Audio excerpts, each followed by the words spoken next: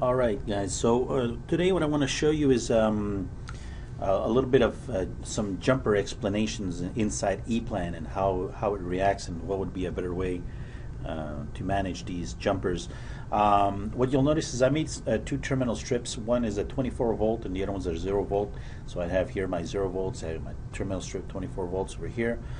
The wire gauges are different, obviously.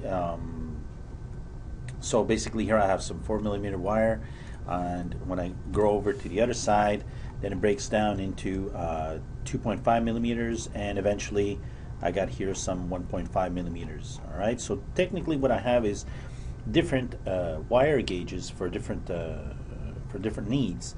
If I look at my terminal strip, if I look at term 24V and I go to edit, what you'll notice is that obviously since all these guys are jumpered with T-nodes, you have some saddle jumper action happening, and basically he's dropping them all in. So technically it looks good.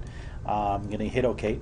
And what I'm going to do is to confirm, and obviously this is also to show you guys what actually happens in the real world. So I'm going to use Clip Project as an example. It's a very good tool, especially when I'm doing terminal strips. It's a very one-to-one, very easy tool to use and manage, especially when I'm using it in accordance with EPLAN. So basically here, what I'm going to do is I'm going to go under Utilities. I'm going to go to Clip Project. I'm going to go to Planning. And here I got some default settings. I'm going to use some push-in terminals for my export exchange files. Hit OK.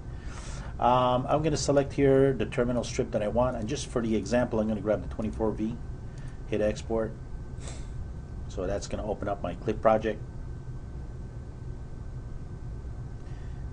Check my license. Alright, good stuff. So I got this little error message. I'll come back to this a little later. I'm going to hit open. So I'm going to open up Clip Project. So here I got my project, and here's my terminal strip 24 volts. And what you'll notice is that there's something that's kind of odd. Obviously my saddle jumpers didn't come through, and you'll notice that between these 2, 3, 4 terminals and 6, 7, 8, 9, there should be a separator plate. So things are kind of like weird and off. They don't make much sense. I go here to my saddle bridges, and obviously I got a saddle bridge, and if I go to the properties of it, I get this error message that Clip Project gave me, and it says that the terminal block cannot be bridged, so the not suitable terminal can be found. And basically he's telling me that the terminal blocks selected don't work with the saddle jumpers, so basically he can't bridge them because obviously they're two different terminal types. So what does that all mean? I'm going to close that up.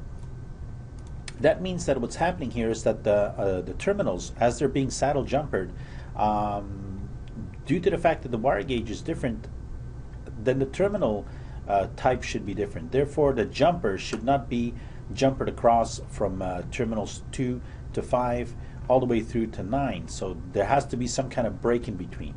To do this, there's a property that we don't use often, but we should be aware of.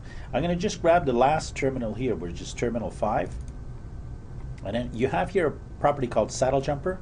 I'm going to set that saddle jumper property. By default it's set to automatic, but I'm going to say this is a manual end of jumper, so I want to cut, or I want to stop the jumpers at this terminal stage right here. So I'm going to hit OK.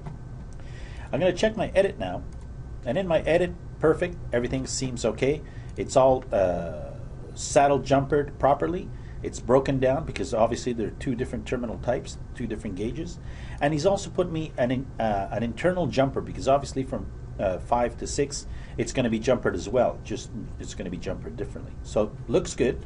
Let's see what it looks like in the real world. So we'll grab here and we'll export to Clip Project Planning. Same terminal type, same settings. I'm going to grab the same terminal strip.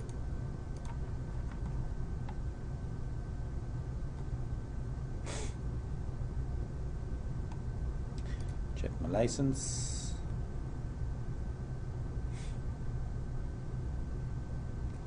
Okay, so I still have another error, and I'm going to have to get back to that one. But for now, I'm going to open up Clip. Show you what happens here now. And here, if I open up my terminal strip, notice what happened now. So basically, everything came out right. The proper separator plates were added in.